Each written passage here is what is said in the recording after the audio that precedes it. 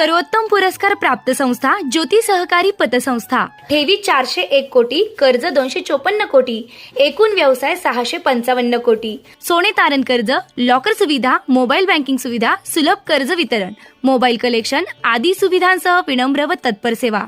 महाराष्ट्रातील एक अग्रगण्य संस्था ज्योती सहकारी पतसंस्था कोपरगाव। नगर मनमाड महामार्गावर येवला तालुक्यातील पिंपळगाव टोल नाक्यावर मिलिटरीचे सामान घेऊन जाणाऱ्या ट्रकला शुक्रवारी सकाळी भीषण आग लागल्याची घटना घडली। ही आग वाहतूक पोलिसांनी लावल्याचा गंभीर आरोप ट्रक चालकानं केला असून घटनेमुळे परिसरात खळबळ उडाली आहे। दरम्यान आगीनं रौद्ररूप धारण केल्यानं आणि शेजारीच रेल्वे रूळ असल्याने परिसरात भीतीचं वातावरण निर्माण झालं होतं। यावेळी येवला नगर परिषदेचे अग्निशमन दल घटनास्थळी पोहोचले व त्यांनी परिस्थिती आटोक्यात आणण्याचा प्रयत्न केला। मिळालेल्या माहितीनुसार येवला कोपरगावच्या सीमेवर पिंपळगाव टोल नाक्यावर वाहतूक पोलिसांकडून इतर जिल्ह्यातील वाहनधारकांकडून कथितरित्या अवैध एंट्री फी वसूल केली जात असल्याचा आरोप आहे। याच कारणावरून संबंधित ट्रक चालक आणि पोलिसांमध्ये वाद झाला। वादानंतर काही वेळातच ट्रकला अचानक आग लागली। या आगीमागे पोलिसांचा हात असल्याचा गंभीर आरोप चालकानं केलाय। दरम्यान आग लागल्यानंतर पोलीस घटनास्थळावरून निघून गेल्याचीही चर्चा आहे। दरम्यान ट्रकला आग लागल्यानं अनेकांनी आपल्या मोबाईल कॅमेऱ्यात व्हिडिओ कैद केलाय। यावेळी मोठ्या प्रमाणात वाहतूक कोंडी झाली होती। घटनेनंतर संतप्त ट्रक चालक आणि नागरिकांनी रस्त्यावरून जात असलेले मंत्री छगन भुजबळ यांचा ताफा अडवून आपली तक्रार मांडली आहे। यावेळी भुजबळ यांनी तात्काळ संबंधित अधिकाऱ्यांशी संपर्क साधून घटनेची माहिती देत या प्रकरणाची चौकशी करून दोषी आढळल्यास कठोर कारवाई करण्याचे निर्देश दिलेत। निर्भीड न्यूज, योगेश डोखे, कोपरगाव। हम पूना से आ रहे थे आर्मी का सामान भर के, तो क्या किया, इधर हमको पुलिस वालों ने रोका। ट्रैफिक पुलिस वालों ने उन्होंने हमको रोक के बोले इधर नो एंट्री है, रोड पे बड़ी बड़ी गाड़ियां जा रही हैं। बोला इधर नो एंट्री है, नहीं तो हम आपका 30,000 रुपए का चालान करेंगे, हमको 5,000 रुपए रिश्वत लेके जाओ। और हमारे से उन्होंने अपनी गाड़ी के डॉक्यूमेंट सारे पकड़ के रख लिए। ठीक है, और पुलिस वालों को मेरे पास गाड़ी नंबर भी है।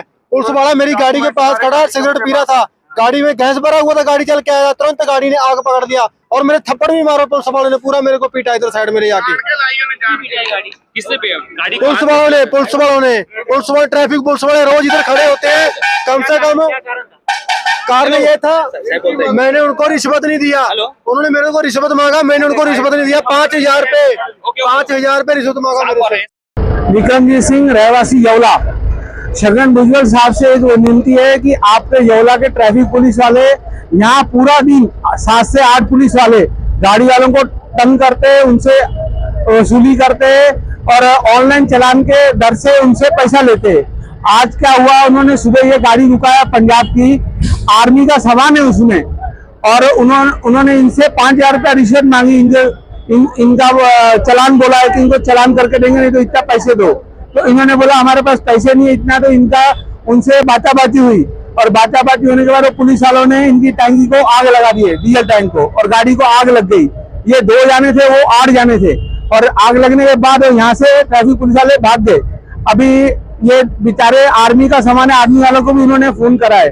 तो प्लीज रिक्वेस्ट है कि इनके ऊपर कोई एक्शन लिया जाए, पुलिस वालों के ऊपर। पूरा दिन येवला में जाम रहता है, पब्लिक परेशान रहती है येवला की, और वो येवला के ट्रैफिक पुलिस वाले इधर 8 जाने आके इधर पूरा दिन वसूली करते हैं। इसकी मेरे पास लाइव बहुत वीडियो है, क्योंकि मैं रोज कोपरगांव जाता हूँ, रोज इनकी वीडियो बनाता हूँ। और इतना तंग करते हैं ये इधर गाड़ी वालों को, आप कभी भी चेक कर सकते हैं। और येवला में पूरा जाम रहता है। तर एक ट्रक जळाला होता, तो ट्रक चालकाने आरोप केलाय की पोलिसांनी हा ट्रक पेटवून दिला आणि घटनास्थळावर वाहतूक पोलीस हे फरार झालेले आहेत। काय सांगायचं? तेच आता मग आता त्याच ठिकाणी मी आहे आणि सगळी ट्रॅफिक जाम झालेली आहे।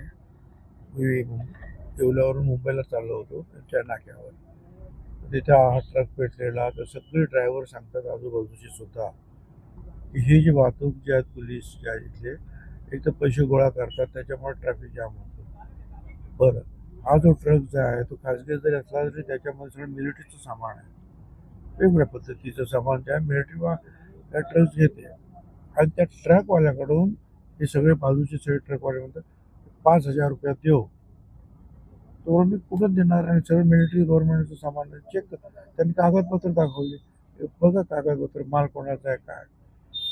तर त्यातल्या एकाने जो आहे, जो सिगारेट पित होता, त्याने डिझेलच्या त्या टाकीमध्ये ते पेटतं सिगारेट टाकलं आणि तेव्हापर्यंत भडका जो उडाला आहे आणि ते आता स्फोट होत आहेत आणि ते पळून गेले ते सगळे 5-6 जे कोण पोलीस होते तुमचे ते ट्रॅफिकचे. तर आता मी ते आमच्या तिथल्या लोकल पोलिसांना सांगितले की म्हणजे तुम्ही त्याच्यावर FIR वगैरे घ्या, कारण एक तर ते पैसे गोळा करणं हा गुन्हा तो आहेच, पण अशा रीतीने कुणाच्याही म्हणजे तो तर मिलिटरीचा माल आहे, कुणाच्याही याला आग लावायचं काम तुम्ही करू शकत नाही. काय आता तो ट्रक कोण भरून देणार? ते गव्हर्नमेंटचं सगळं जो सामान जळतंय ते लष्कराचं ते काय चाललेलं आहे. आता बघू. आता मी ADG साळुंखे म्हणून जे आहेत